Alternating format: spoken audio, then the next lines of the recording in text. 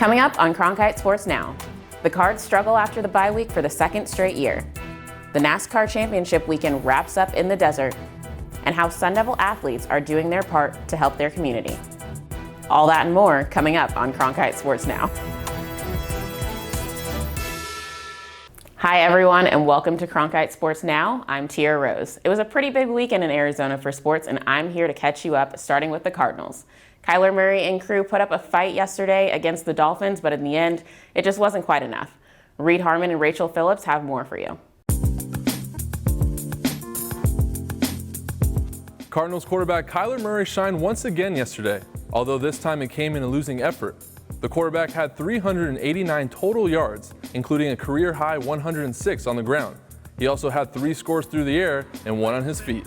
Murray's fast start to the season has set numerous records. K1 became the first QB in the Super Bowl era to rush for at least 8 touchdowns through the first 8 games of a season. He also became the first player in NFL history to have a rushing and passing touchdown in 7 of the first 8 games of a season. Murray knows those numbers are nice, but he's just worried about the ones in the win column. You got to put it all together. It's a team game, and we didn't do that. While Kyler and the offense shined, like K1 said, it's a team game. And well, the defense struggled in some crucial moments. They went into the game short-handed, without starters Devin Kennard, Byron Murphy, and Dre Kirkpatrick, while Jordan Phillips was limited to just 12 snaps with a hamstring injury. It doesn't matter who's out there. We practice all these calls throughout the week. We know what we have. It's honestly, to me, it's focus. It's and here's the thing, it's everybody. It's not just one person, it's not just 2 people. The Cards gave up 34 points and allowed the Dolphins to convert 50% of their third downs. The defense did produce 3 sacks, with one of them coming from Marcus Golden. The linebacker returned to the Cardinals after a stint with the New York Giants. We had flashes of good plays here and there and good drives and a couple 3 and outs, but it wasn't, for every good drive that we had a bad one. The Cards don't have an easy task ahead of them as they host a red-hot 7-2 Buffalo Bills team on Sunday. For Rachel Phillips, I'm Reed Harmon, and this is Cardinals Corner. The Cardinals' loss came down to the wire, and so did ASU's fourth quarter meltdown versus USC on Saturday. The Sun Devils led by 13 with less than 3 minutes left in the fourth quarter when Trojan quarterback and former Desert Mountain standout Keaton Slovis connected with Brew McCoy on this 4th down play. USC then recovered the onside kick and marched down the field to find the end zone once again. The extra point put USC up by 1, and the Sun Devils were unable to battle back. It's great to see Pac-12 games back, but with 2 canceled games over the weekend, so much is still uncertain. I'm crossing fingers, right? I think everyone is as you sit back and you understand that the virus is headed in the wrong direction. What that does to us, we don't know. All we're going to do is every week prepare to play. We have already seen that there have been some cancellations in our conferences as well as others.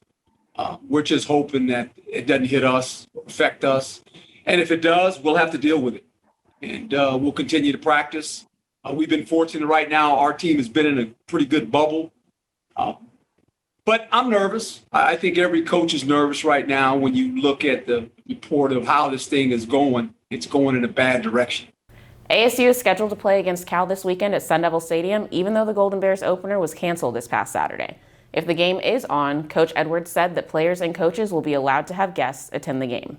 Moving from the field to the court, it's almost time for college hoops. The AP preseason poll was released today with a basketball giant coming in at number 1. The Gonzaga Bulldogs will come into the season as the ones to beat. 3 Pac-12 teams also make appearances on the list. ASU comes in at number 18 with conference foe Oregon ranked 20th and UCLA rounding out the pack at number 22. ASU will open the season versus the number 2 ranked team in the country, the Baylor Bears, on November 25th. NASCAR's championship weekend wrapped up yesterday in Phoenix. Rachel Phillips tells us why this one will go down in the history books. It was a NASCAR championship like no other. The first time held here at Phoenix Raceway, and less fans in the stands than we've ever seen before. But when the green flag went up, we got the same heart-stopping and thrilling racing we've come to expect. In a race that saw 3 of the championship 4 take the lead, it was Chase Elliott in his first championship that crossed the checkered line first. The 24-year-old failed 2 race inspections and was forced to start at the back of the pack. But the 2016 Rookie of the Year took the lead with 42 laps to go and never looked back. Elliott became the youngest driver to win the title since 1995, and the first most popular driver to win since his dad, Bill Elliott, did it in 1988. It's unbelievable. It's something that I'm not sure I know I haven't let it sink in yet. I'm waiting on it to hit me, and I'm going to break down and look like a fool.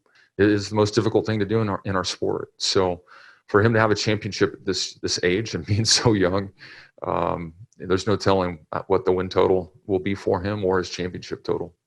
When I'm dead and gone and my dad's dead and gone, he and I will share a championship with the last name Elliott for forever.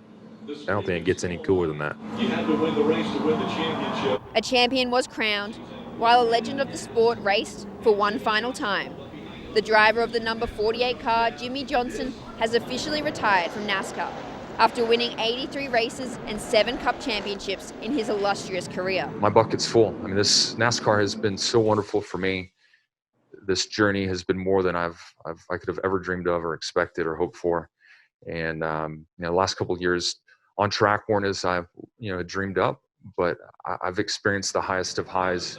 For Johnson, though, the most memorable part of his last NASCAR race was seeing Chase Elliott win the championship. To watch him grow up and to be around him and to give him some advice from time to time has really been meaningful for me. And today I think more about him winning the championship than anything. It's pretty awesome. Johnson finished 5th and was the first driver to cross the stripe behind the championship 4.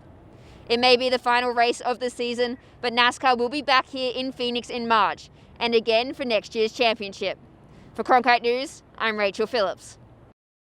And now to some athletes that use drivers to pull out victories, on the golf course that is. The Charles Schwab Cup Championship at Phoenix Country Club concluded this morning after Kevin Sutherland beat Paul Broadhurst in a 9-hole playoff.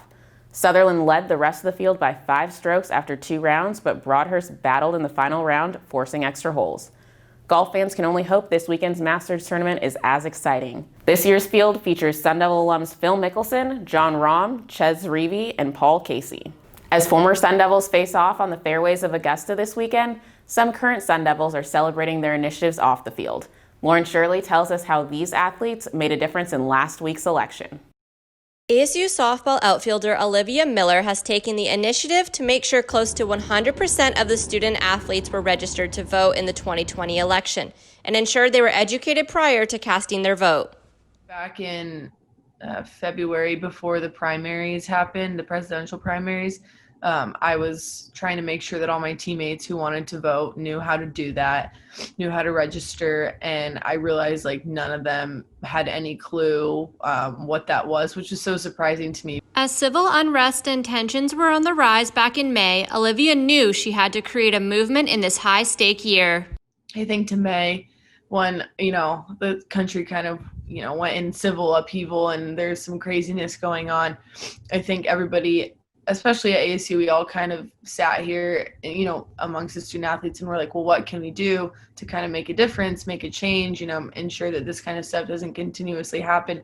When the fall semester started, Olivia and her fellow Sun Devils advocated for voter education and were determined that each athlete would be registered in time for the election. Courtney Jones on track and field joined Miller in support of student voter registration, as well as Miller's commitment to social justice in America. And for Sun Devils United, with the whole Black Lives Matter thing, it's a movement, not a moment.